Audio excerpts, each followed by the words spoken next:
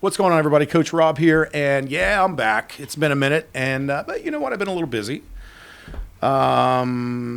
If you've been around a while and you've been following along with my shenanigans, you know that, just a quick recap, that back on April the 3rd of 2025, after a lot of thought and introspection and research and reflection, decided to throw my hat into the mix and jump back into the world of competitive bodybuilding again, because quite honestly, I absolutely missed it. I missed the structure. I missed the discipline. I missed the craziness of it. It's a wild sport. It's unlike any other thing, where every minute of your day you're absorbed in this process, and I need that kind of dedication toward a task or a goal, because it does give me a level of fulfillment that I had been missing in my life. So, long story short, I made that decision and started back on April the 3rd after literally now 4 years out of competition. Last Saturday was officially exactly 4 years since the last time I stood on stage, and that was back at Masters Nationals in 2021, where I did not do so well. I placed top 6, but completely screwed it up, and I'm determined to correct those mistakes and hopefully requalify in October, which would allow me to correct some wrongs and stand back on a national stage again and see if I have what it takes to stand toe-to-toe with some of the best in the country on that day. And so far, things are going rather well, I'm pleased to announce. So just to get you up to speed, now that we are 13 weeks out, my intention is to give you weekly updates of my contest prep now that the real hard prep has begun. It's generally around 12 or 13 weeks, if everything else has gone right so far, that you really start to get into that meticulous nature of the contest prep, and everything is calculated, everything is accounted for.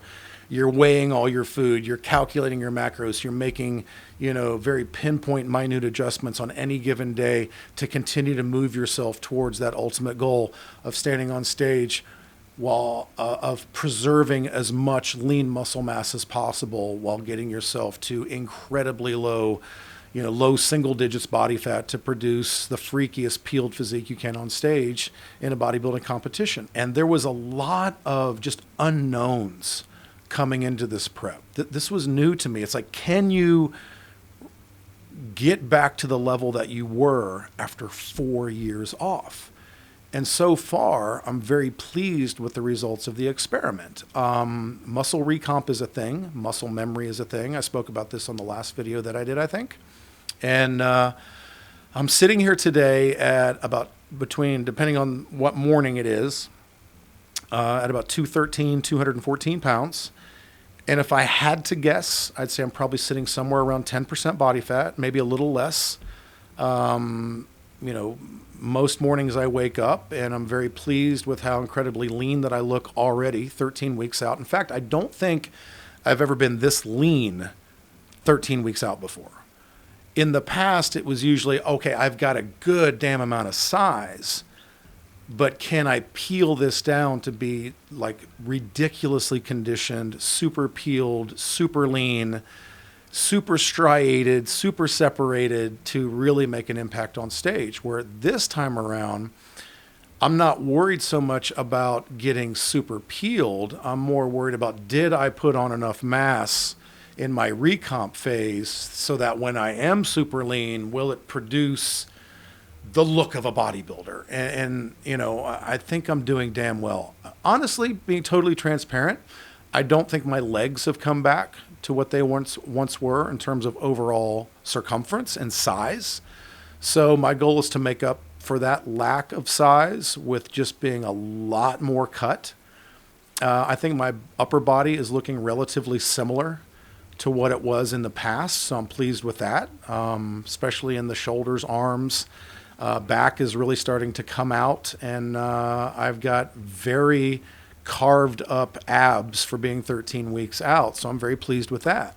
So now it just becomes the meticulous process of hanging on to as much muscle as I can and almost trying to grow into the show and meticulously working towards being that hopefully 3-4% body fat that I need to be the leanest that I've ever been on stage, and confidently stand up there and know that I brought a package that is worthy of a class win.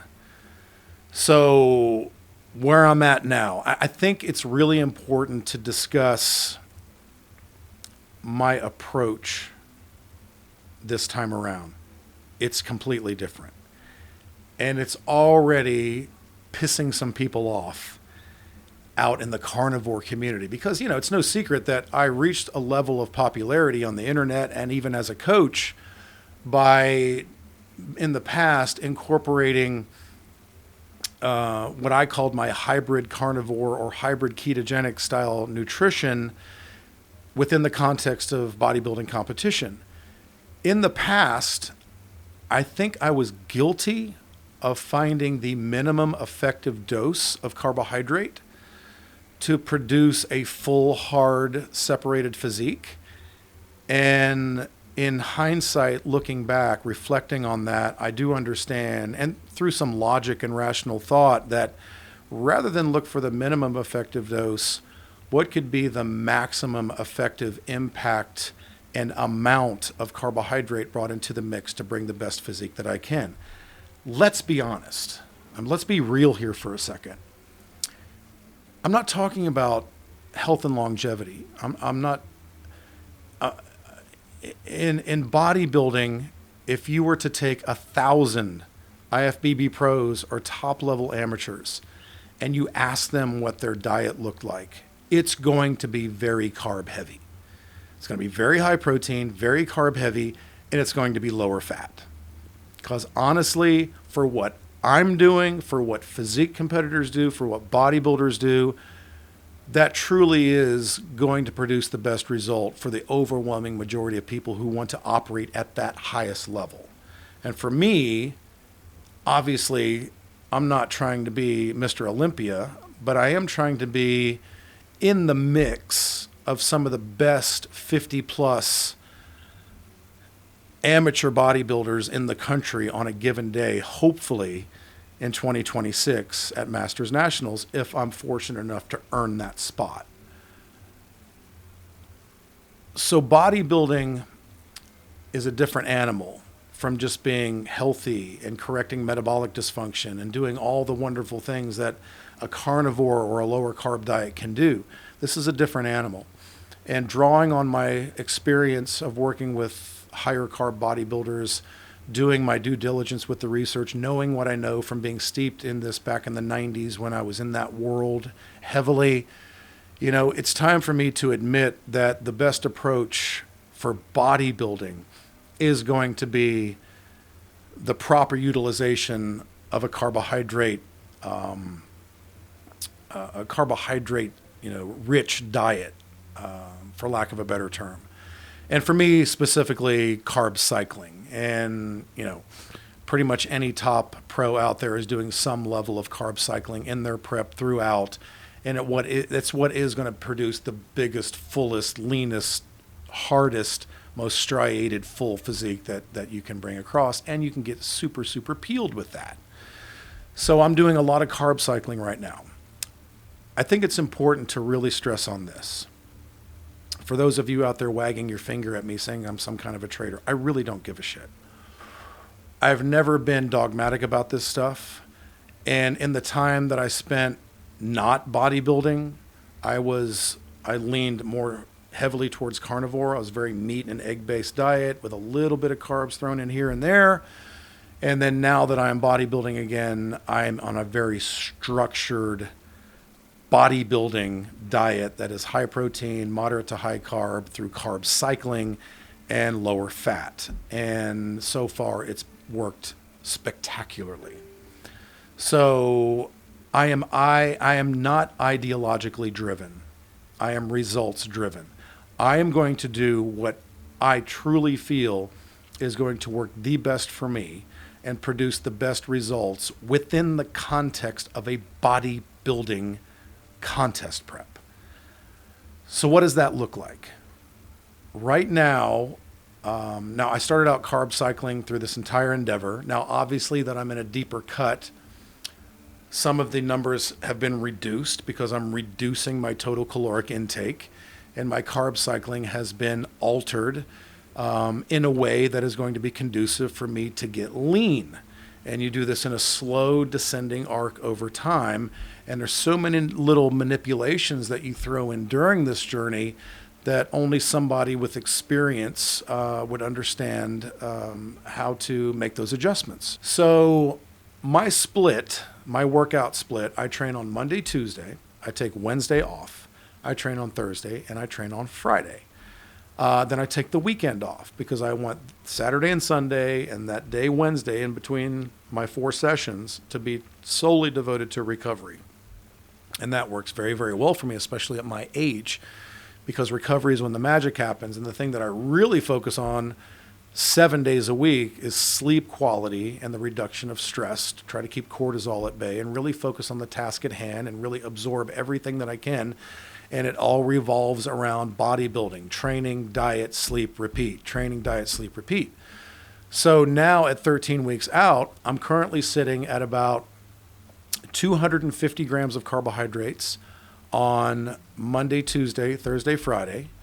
On Wednesday, I reduced that down a little bit to about 200 grams of carbohydrates. On Saturday and Sunday, I'm taking in very low carbs. So it's more around 100 to 125 grams. And I bring my fat up a little higher. And then I actually misspoke a second ago. I said Thursday, it was a moderate day. Thursday is my high day. Thursday is my high carbohydrate day. And this is going to just scare the shit out of some of you out there. But I'm currently experimenting with finding my saturation point for carbohydrates so you get to a number that your body can continue to absorb the carbohydrate without any serious spillover. And the crazy thing about bodybuilding and what makes it different from anything else, because it's a completely different animal, and it's honestly typically counterintuitive to what most people in Gen Pop would do to try to get lean or lose weight, is on that high day on Thursday, which is my leg day, I have had in the upwards of 500 to 600 grams of carbohydrate on those days. And that's kind of the sweet spot that I've discovered, that if I take in that amount on Thursday, it doesn't have any serious spillover. I still stay lean. I still wake up on Friday morning hard and super lean, exposed abs, vascular, feeling great, sleeping great, well recovered. And then generally on Saturday morning, I'll wake up my leanest for the entire week, a little over a day after my high day. And I have clients who are experiencing this same effect as well. And it's just like, that high day is just like throwing gas on a fire. It's my biggest output day for training. You're training legs, you're killing yourself in the gym. You're soaking up all of that glycogen, using it for those high-intensity muscular contractions, storing that glycogen into the muscle, using that for recovery, sparing protein, getting the anabolic effect of that. And, ever since I started doing this all the way back in April, the results have been nothing but positive, positive, positive, positive, with nothing detrimental coming in. So right now, again, I'm carb cycling by doing... Monday, my split is chest and hamstrings. I've got a new split, and I love this split. Chest and hamstrings on Monday. So that's a moderate carb day, about 250 grams of carbs. Tuesday, I'm doing back and biceps. It's another moderate day, around 250 grams. Wednesday is an off day. So I bring those carbs down to about 200 grams, but they still are reasonably high because I'm using that carbohydrate for recovery, for sleep quality, for anabolism, all these good things. And then Thursday, I go into my high day where I can push it as high as 500 to 600 grams of carbs. I don't do any cardio on that day. I use that for the giant leg day that I have. Friday, I go into shoulders and triceps, so it's back down to a moderate day at about 250 grams of carbs. And then Saturday and Sunday, I bring the carbs down to around 100, maybe a little less, and then I'll actually increase my fat on those days. On my moderate and high day, my moderate days, my fat is somewhere around 40 or 50 grams of fat. And on my high day, I want to take that fat as low as possible. It's about 10, 20 grams. And then on my low days, I bring the fat up. It's somewhere around 80 or 90 grams on my low days. So I want to take in a little bit of additional fat on those low days. And again, all of this has been working spectacular for me up to this point, and I see no reason why it won't continue to trend that way as I take it further and further.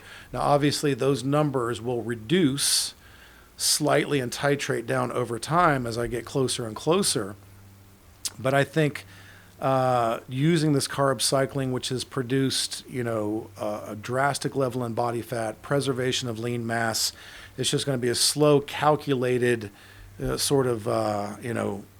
arc towards peak week, that the kids are calling it now, which is your final week, where I'll do a final depletion, but I'm not going to go to zero carb. I've found that in the past, when I would go super low carb for too long, I would just get this bad over dieting effect, and I would get flat and stringy and just have no pop to my muscles. And it just didn't look the way I wanted it to look. And I always felt like I could look fuller and more separated. And I think the fact that I was going way too low carb and way too deep into a deficit over way too long a time produced a less than optimal physique for me. So adjustments made. So that's what I'm doing. For me, being metabolically healthy, very insulin sensitive, the carb cycling has worked wonders for me, and it's helping produce a physique that so far I'm very happy with. Time will tell if the final product is worth the hype. Again, it could be that I haven't put on as much muscle as I think I have, and I just may not look as complete or full or round or big or proportioned or symmetrical. But as of 13 weeks out, I'm very pleased with the progress, and I have no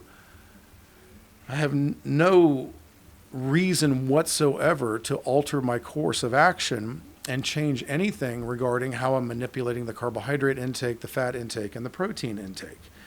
And then obviously, as I go, we'll have to make those micro adjustments as I go and correct things on the fly. But that's what bodybuilding is. And, as a coach, I know more than anybody when I'm working with a client, we look at the data in front of us. We look at the physique in front of us. We know how the client's body responds to certain things.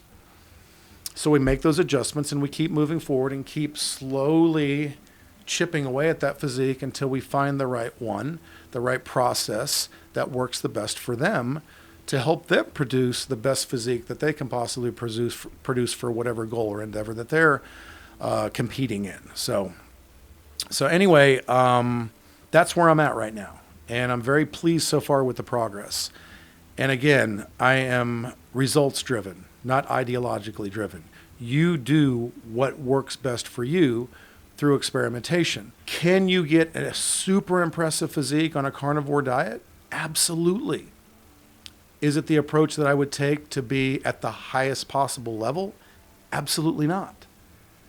So you have to decide and weigh what's important to you and what you're willing to do to produce a physique that's worthy of being stage ready and having that freak factor wherever you go. And I have made the mistake of being a little bit too ideologically driven in the past, and I think it hurt me. Now, one day when all of this bodybuilding competition stuff is over again, when I finally permanently retire and don't do this anymore, what will my diet look like? Well, yeah, it'll still have some carbs in it, but I'm quite certain it'll go back to more of what it was over the last 4 years, when it was very, very meat heavy, animal based, hyper carnivore. And I will address the needs of the day in terms of any carbohydrate intake that I need to take in or want to take in, and find that sweet spot that works best for me. And at that point forward, to continue to work on health and longevity and being the best, 60, 70, 80-year-old and beyond, God willing, that I possibly can. But for now, in competition standards and in a competition setting, I feel very strongly that what I'm doing now is going to produce the most optimal physique. And if you have an interest in this, keep following along, because I'm going to get a little bit more detailed, a little bit more structured as to what I'm doing as the weeks come forward. So at 13 weeks out, things are going well. I'm excited about the process. Definitely going to fire up the cameras and start recording more workouts as we go. And then I'll also include you in the embarrassing and always fun physique check-ins as I do them, and maybe even a little bit of posing practice, something that I suck at, that I really need to improve this time around, and I intend to do so. And I've got some great people around me that I think are going to help me make that much, much better. So there you go. Update 1, 13 weeks out. That's what I'm doing. Hey, turns out I'm also a coach. I've just launched my updated website that's got not only my current coaching on it, but I've finally released my 16-week contest prep program that I'm super proud of. I only have a few spots available for it. I've already sold a few. I can only handle so many people on this program because of its meticulous nature. I work so closely with the clients that do this program that I don't have room for too many. So check that out at robgoodwinfitness.com. Or if you're just looking to get the best physique that you possibly can and change your life through training and nutrition, my gold program still works phenomenal. And I've taken people from the couch to the stage on that program as well. So check that out. We've got cool things coming up here on the channel. Not only are you going to be seeing updates from me with this contest prep, but a little teaser, I got sort of a new show that's going to be on my channel. That's going to be with me and another co-host. And it's all going to be about the crazy hardcore bodybuilding world and all the things that go with that, including some cool interviews with some pretty cool people. So stay tuned for that. But next week I'll be back on. I'll tell you what I went through over the next week, changes that I'm making, where I'm sitting at, and try to bring you even more engaging content as we move forward. Thanks for your support. Thanks for being here, and I'll talk to you again next week.